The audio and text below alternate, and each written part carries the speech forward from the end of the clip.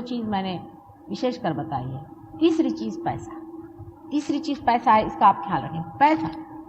पैसे की तरफ अपना चित्त ज़्यादा लगाना, ये भी एक बड़ी हानिकारक चीज़, क्योंकि जब आप पैसे की तरफ बहुत दौड़ने लगे तो लक्ष्मी से आप दूर हो सकते हैं। पैसे में आपने चित्त लगाया और फिर ऐसी चीज़ें ढूंढ के निकाला, जैसे रेस में जाना या ताश खेलना, जिसमें कि आप पैसा कमा रहे हैं, मतलब पैसा एक कॉम्पिटिटिव चीज़ हो गई, उसमें अपना चित्त पहले उलझा दिया और उसको आप मनोरंजन से जोड़ लिए। कभी आपका मनोरंजन हो ही नहीं सकता, मन आपका ज़्यादा ही ज़्यादा दुखी होगा और आप इतने ज़्यादा उस गर्त में फंस जाएंगे कि उससे निकलना मुश्किल होगा और आपको पता भी नहीं चलेगा। मैंने ऐसी ऐसी बुढ़ी औरतें देखी हैं कि उनकी 80-90 साल की उम्र हो गई है, बेवकूफ़ जैसे पूरे समय ताश ही पीटते रहते, उससे तो एक चींटी अच्छी। ऐसे जीवन का क्या उपयोग है जो सारे समय आप लोग ताशी खेलते रहे? आप सोचिए, बिल्कुल लांछनीय है। ऐसे जीवन का कोई संसार में उपयोग नहीं। परमात्मा ने कहाँ से ये कीड़े मकोड़े पैदा किए? ऐसा 80-80, 90-90 साल की औरतें बैठ करके अपनी ताश खेल रही और ताश के साथ में उनके पैसे लगा रहे, इसको जुगाड़ कहते हैं। हर हालत ये तीन चीज़ें तो पहले बिल्कुल धर्म में कभी भी नहीं बैठेंगी। पहली सुपरफिशियली भी आप कर देखें तो ये बिल्कुल ही चीज़ है। फिर गहराई के धर्म के जो स्थान है मैंने आपसे बताए थे, और उसको आप अगर फिर से कभी सुने तो बता देंगे कि वो भी स्थान अपने जमाने पड़ते हैं। पर पहले ये तो बेसिक चीज़ है, जो आदमी ये ही तीन काम करता है उसके लिए बहुत ही कठिन काम। सहयोग में ऐसे लोग नहीं आ सकते, इसलिए आप जानते हैं कि हमारे यहाँ बहुत ही इन्हीं गिने लोग आते हैं, क्योंकि माता जी कहती भाई ये नहीं करो वो नहीं करो। लोगों को तो कन्वीनियंट गुरु चाहिए, भाई पैसा मुझे दे दो बेटे, तुमको जो कुछ करना है वो धंधा तुम करो।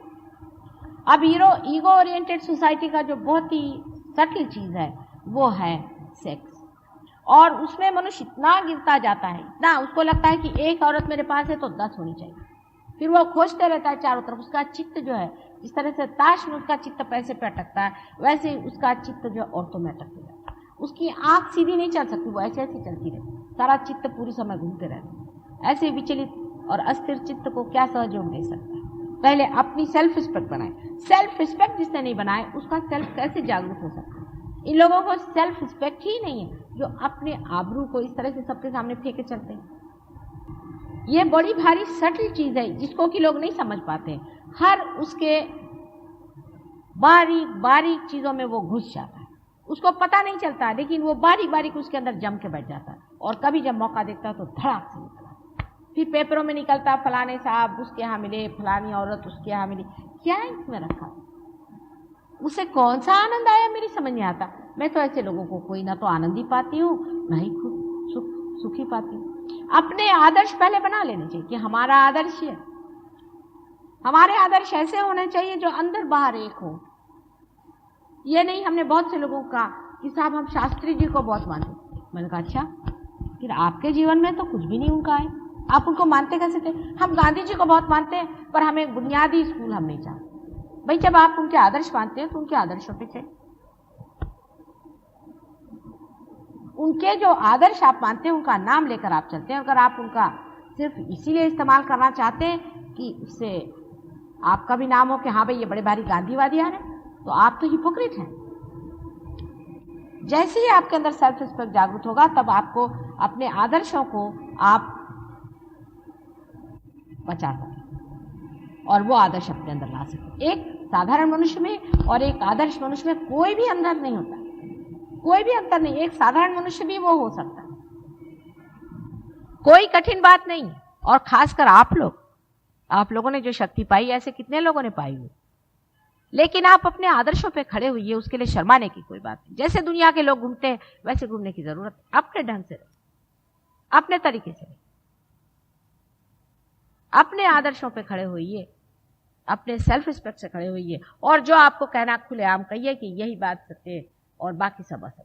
धीरे धीरे अंदर से सत्य प्रकट होने लगेगा और लोग कहेंगे कि क्या आदमी है, एकदम ट्रांसपेरेंट, जैसे बोलता है वैसे ही करता है, उसको नाटक करने की कोई जरूरत नहीं।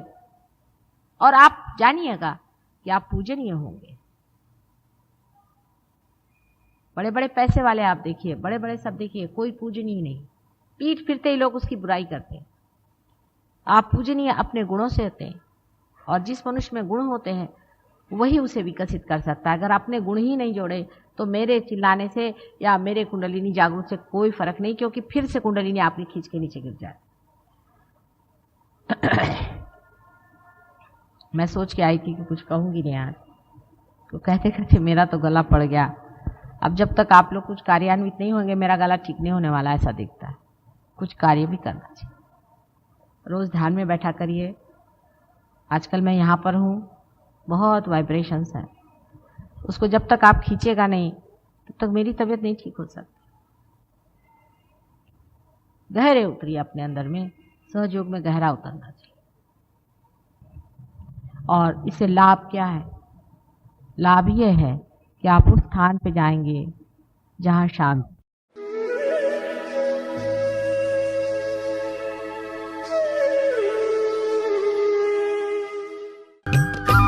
सब्सक्राइब कीजिए कुंडलिनी जागरण को और प्रेस कीजिए बेल आइकन को, जिससे कि आपको मिल सके हमारी लेटेस्ट वीडियो सबसे पहले।